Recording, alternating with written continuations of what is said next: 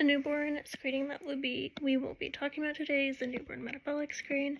Is that something you've heard of before, done any research on? No? Okay, great.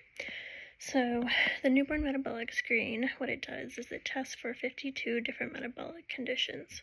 So these are things that we can't just look at your baby and say they have cystic fibrosis, sickle cell anemia, galactosemia, spinal muscular atrophy, and maple syrup urine. We can't just look at your baby and say they have this metabolic condition. Those are things that need to be tested for, and so that is why this screening is done, to see if your baby is at risk for having this condition. And so this screening is 2 parts, and so the first one done, it can be done up to 2 days, but we typically do it at the 24-hour visit when we come to your home. And so what it is, how it's done is it's a invasive procedure because we're sticking just a little mini needle in the heel of your baby's foot to get 5 drops of blood on this newborn metabolic screening card. And so where these circles are is where we collect the 5 drops of blood. And so that's when the first screening is done, and the second screening is done at 2 weeks postpartum. So that is something we'll also do for you here back at the office. And so it is mandated by the state that you have both of these screenings done. Mandated by the state of Idaho. However, that does not mean that you have to do it if that is not something you're wanting to do. You do have the option to decline these screenings. Some people choose to do just the 24-hour one, just the 2-week one, or to choose to do both of them or none of them at all. So you do have some options.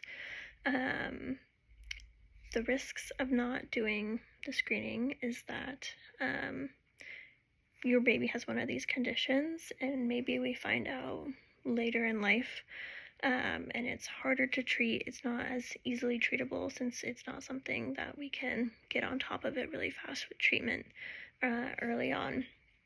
And then the risk of doing the metabolic screen is that there really isn't a big risk with doing it. The benefit is that we know if your baby does or does not have one of these conditions that we're screening for. And with the screening card, we send it to Washington State Lab.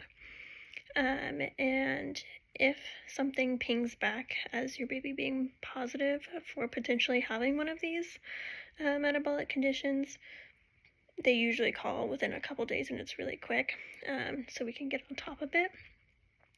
However, usually if everything is okay and normal, it usually takes about a week or 2 for us to get results back.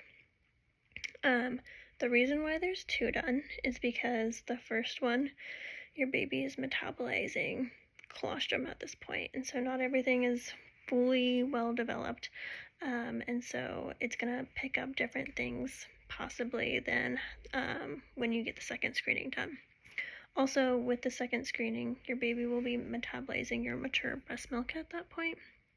And so there's 2 extra screenings that are done with the 2-week one that are not done with the first one because your baby is metabolizing breast milk. So that is why both are done, and that's a risk of only choosing to do the 24-hour visit one, is that those other 2 metabolic conditions aren't tested until the 2-week one, so we won't know if your baby will have that or not. And when we send in the metabolic screen card, the lab holds on to it for 18 months. You can request to get it sent back to you. They can decline that though, so that is just another thing to note because some people like to know that information. But that is what the newborn metabolic screen is, and that's what's mandated by the state of Idaho. Again, you do have the option to decline all of them or none of them. So, do you have any questions?